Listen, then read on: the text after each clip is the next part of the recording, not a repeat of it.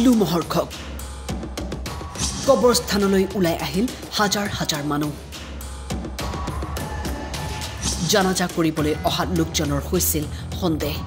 বৰপেটা জিলাৰ বৰতাৰিত দেওবাৰে সংঘটিত হৈছিল এক লুমহৰ্ষক হত্যাকাণ্ড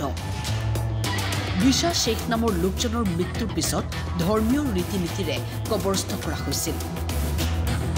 কবৰস্থ কৰাৰ পাছত ঘটনাটো ঢাল খাই অন্যফালে কাৰণ মৃত লোকজনক জানাজাৰ বাবে গা ধুৱাবলৈ অহা ইছমাইল হুছেইনে ডিঙিত প্ৰত্যক্ষ কৰিছিল আঘাতৰ চিন ব্যক্তিজনে ঘটনাৰ বিষয়ে অৱগত কৰিলে গাঁওৰক্ষী বাহিনীৰ সম্পাদকক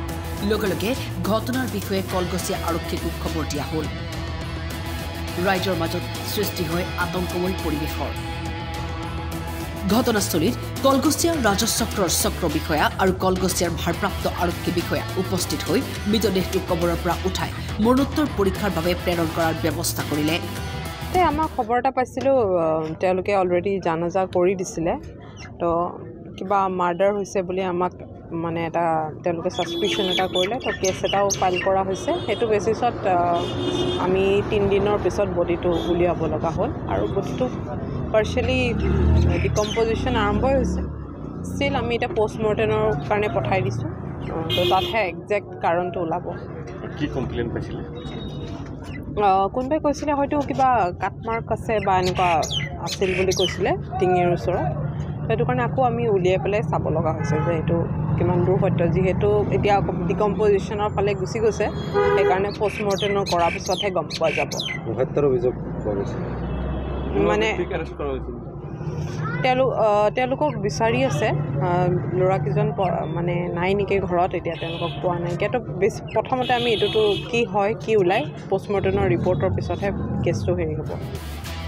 এই লুমহৰ্ষক হত্যাকাণ্ড পৰিয়ালৰ লগতে আন কোন কোন ব্যক্তি জড়িত আছে ইয়াৰ উচিত তদন্ত কৰি কঠোৰ শাস্তি দিবলৈ গাঁওবাসীৰ দাবী কলগছিয়াৰ পৰা জাবেদ আলীৰ ৰিপৰ্ট টাইম 8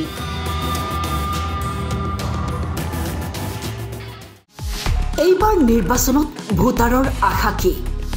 নেতাৰ পৰা কি আশা কৰিছে জনতাই কি বিষয়ে আকৃষ্ট কৰিছে ভোটাৰক শহৰ নগৰ গাঁৱে ভূঞে জনতাৰ মনৰ কথা star cement time 8 ground zero powered by Datamation এইবাৰ নিৰ্বাচনত সবাতোকৈ গুৰুত্ব দিয়া হ'ব আপোনাৰ মতামতক লাইভত আপুনি জনাওক আপোনাৰ প্ৰিয় নেতা কোন আপোনাৰ মতে এইবাৰ কোন দলে মাৰিব শেষ হাঁহি প্ৰতিটো সমষ্টিৰ ভোটাৰৰ মত লাইভ ষ্টাৰ সিমেন্ট টাইম 8 জনাদেশ পাৱাৰ্ড বাই ডেটামেশন